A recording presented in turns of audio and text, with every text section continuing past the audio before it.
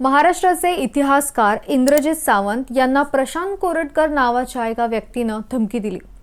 ही धमकी देताना त्यानं फक्त इंद्रजित सावंत यांनाच अपशब्द बोलले नाही, तर त्या माणसानं आपल्या मनातले वाईट विचार बाहेर काढताना छत्रपती शिवाजी महाराज, छत्रपती संभाजी महाराज आणि इतर मराठा समाज या सर्वांसंदर्भात असं काही बोलला ज्यामुळे सर्वांची तळपायाची आग मस्तकात गेली।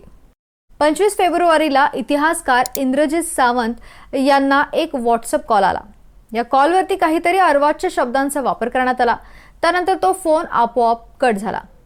पुन्हा त्यांना दुसऱ्यांदा फोन आला, तो त्यांच्या रेग्युलर फोन नंबरवर।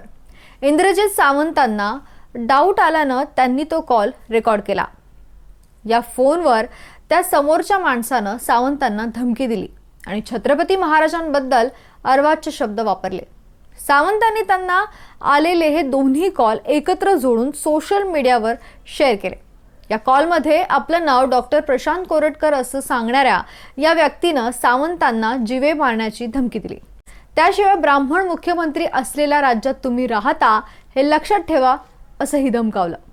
बाजीप्रभू देशपांडे नसते तर तुमचा महाराज जिवंत नसता, लक्षात ठेवा। पावनखिंडीत कोण होतं, तुमचे महाराज गेले ना पळून।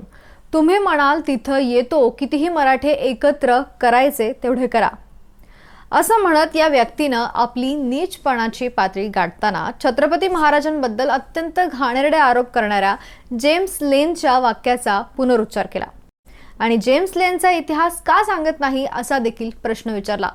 हे सगळं प्रकरण झाल्यावरती प्रशांत कोरटकरला कोल्हापुरातील कळंबा जेलमध्ये स्वतंत्र अंडा सेलमध्ये ठेवण्यात आला। त्याच्यावर 10 CCTV कॅमेऱ्यांची नजर आहे, तसेच 2 कर्मचारी कोरटकरवरती लक्ष ठेवून आहेत। सुनावणीच्या वेळी कोरटकरवरती 2 वेळा हल्ल्याचा प्रयत्न झाला होता, त्यामुळे वकिलांच्या मागणीनंतर कोरटकरला स्वतंत्र कोठडी देण्यात आली। अंडा सेल हा एक उच्च सुरक्षा तुरुंग कक्ष आहे, जो त्याच्या आयताकृती आकारामुळे ओळखला जातो। भारतातील फक्त मध्यवर्ती कारागृहांमध्ये सार्वजनिक बांधकाम विभागानं म्हणजेच PWDनं बांधलेला अंडा कक्ष आहेत। हे कक्ष विशेषतः उच्च जोखीम असलेल्या कैद्यांना सुरक्षित ठेवण्यासाठी डिझाईन केलेला आहे, म्हणजे यात दहशतवादी किंवा गंभीर स्वरूपाचे गुन्हेगार असतात। अंडा सेल आयताकृती आकाराचा असतो, त्यामुळे देखरेख आणि गस्त अगदी व्यवस्थित घालण्यासाठी याचा उपयोग होतो। कोरटकरनं महाराजांबद्दल बोलून खरंच खूप मोठी चूक केली आहे।